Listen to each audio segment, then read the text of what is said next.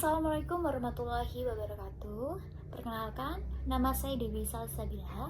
Saya dari Prodi Pendidikan Bahasa dan Sastra Indonesia, Fakultas Keguruan dan Ilmu Pendidikan, Universitas Pancasakti Tegal dengan NPM 1520611. Baik, di sini saya akan menjelaskan tentang penelitian saya yang berjudul Aspek Sosial dalam Naskah Drama Matahari di Sebuah Jalan Kecil dan Implikasinya Terhadap Pembelajaran Bahasa Indonesia di SMA dengan dosen pembimbing 1 yaitu Bapak Dr. Trimulyono MPD, lalu dosen pembimbing 2 yaitu Bapak Syamsul Anwar MPD. Baik, yang pertama adalah latar belakang. Karya sastra adalah suatu hasil kreativitas seorang penyair yang menuangkan suatu idenya ke dalam suatu bentuk karya sastra yang diciptakan dari hasil pengamatan terhadap kehidupan masyarakat di sekitarnya. Nah, setiap orang bebas menuangkan ide pikirannya dalam membuat suatu karya sastra. Nah, berbagai ide yang dituangkan dalam karya sastra itu umumnya mencangkup persoalan-persoalan kehidupan. Nah, salah satu jenis karya sastra adalah drama. Nah, di dalam drama ini memiliki beberapa unsur di dalamnya. Salah satunya adalah naskah drama. Baik, langsung saja untuk yang kedua, ada rumusan masalah. Rumusan masalah yang pertama adalah bagaimana aspek sosial di dalam naskah drama Matahari di Sebuah Jalan Kecil karya Arifin Senur. Lalu yang kedua ada bagaimanakah implikasi pembelajaran aspek sosial naskah drama Matahari di Sebuah Jalan Kecil karya Arifin Senur. Lalu selanjutnya ada landasan teori. Yang pertama adalah drama. Drama ini merupakan tiruan kehidupan manusia yang diperankan di atas pementasan seperti misalkan pertunjukan. Nah, kita melihat pertunjukan itu sebagai drama atau presentasi seolah kita melihat kejadian nyata di dalam kehidupan masyarakat seperti itu.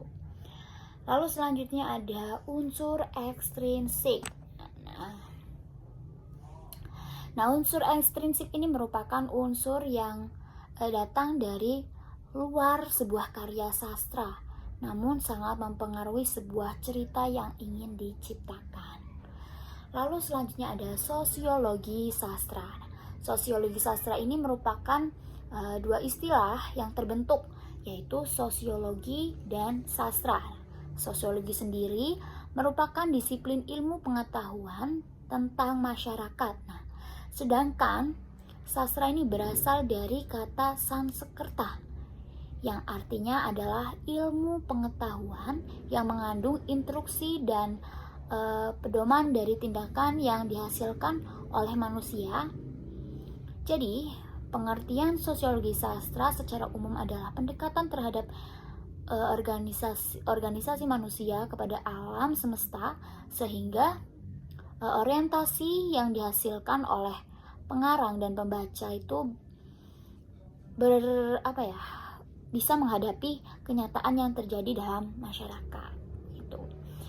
Lalu aspek sosial. Nah, di dalam aspek sosial itu ada aspek-aspek lain seperti aspek kebudayaan, norma, terus ada masalah sosial. Nah, di dalam masalah sosial itu di penelitian ini saya menemukan masalah sosial ada kemiskinan dan kriminalitas.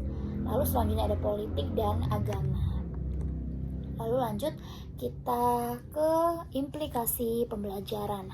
Pembelajaran sastra ini bertujuan untuk mengembangkan kepekaan peserta didik terhadap nilai indrawi. Nah,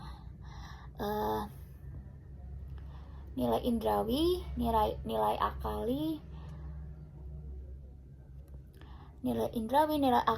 dan nilai efektif, nilai keagamaan, dan nilai sosial secara sendiri-sendiri atau gabungan keseluruhan itu. Nah, sebagai cerminan dalam karya sastra, hakikat dari pembelajaran karya sastra ini juga adalah memperkenalkan kepada siswa tentang nilai-nilai yang terkandung di dalam karya sastra dan mengajak siswa untuk menghayati pengalaman yang disampaikan dalam karya sastra. Nah, salah satu karya sastra yang dapat dipelajari dalam jenjang pendidikan itu adalah naskah drama. Nah, di dalam sebuah naskah drama ini terdapat nilai-nilai kehidupan yang menggambarkan kenyataan sosial sebagai bentuk cerminan dari wujud kehidupan masyarakat yang nantinya akan dipelajari oleh peserta didik. Seperti itu. Lalu yang selanjutnya ada metode penelitian. Nah, metode penelitian ini yang pertama ada objek penelitian. Tentu saja objek penelitian saya adalah naskah drama Matahari di Sebuah Jalan Kecil karya Arifin Senur. Lalu selanjutnya ada teknik untuk pengumpulan data. Nah, pengumpulan data ini saya lakukan dengan cara membaca atau membedah naskah Matahari di Sebuah Jalan Kecil karya Arifin Senur. Lalu selanjutnya saya analisis data. Saya mencari aspek sosial yang ada di dalam naskah tersebut.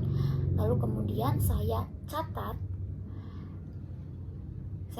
yang kemudian nanti di hasil analisis saya mencatat, lalu saya mengembangkan atau menjelaskan tentang aspek sosial apa yang terkandung di dalam naskah drama tersebut. Lalu yang selanjutnya ada implikasi pembelajaran. Nah, setelah saya sudah menemukan aspek-aspek sosial yang terdapat pada naskah tersebut, saya mengimplikasikan pembelajarannya terhadap pembelajaran bahasa Indonesia di SMA. Seperti itu. Lalu lanjut, ada hasil penelitian.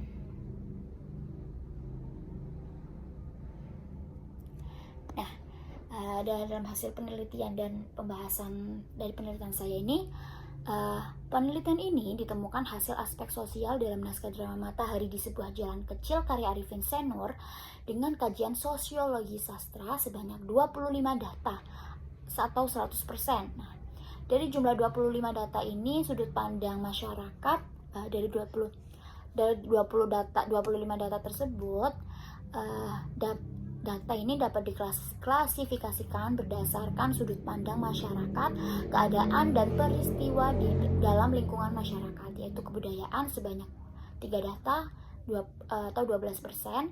Lalu ada norma, yaitu ditemukan ada 3 data atau 12% juga. Lalu ada masalah sosial kemiskinan, ada 4 data, yaitu 16%. Lalu ada masalah sosial kriminalitas, ada 10 data, itu 40%.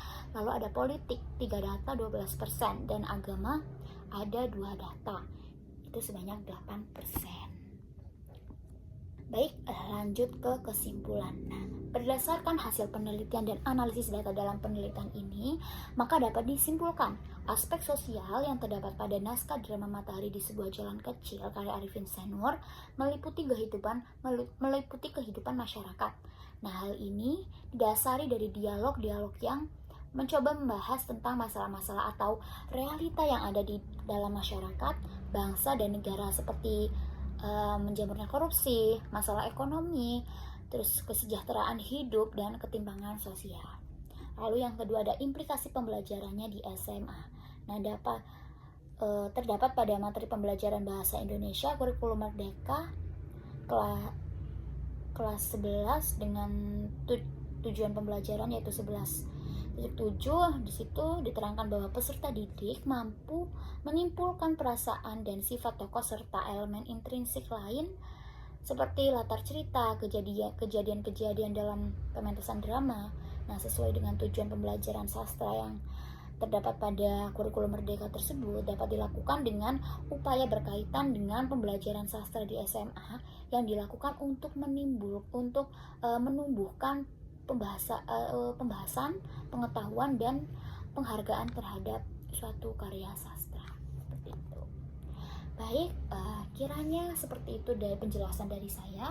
Terima kasih. Wassalamualaikum warahmatullahi wabarakatuh.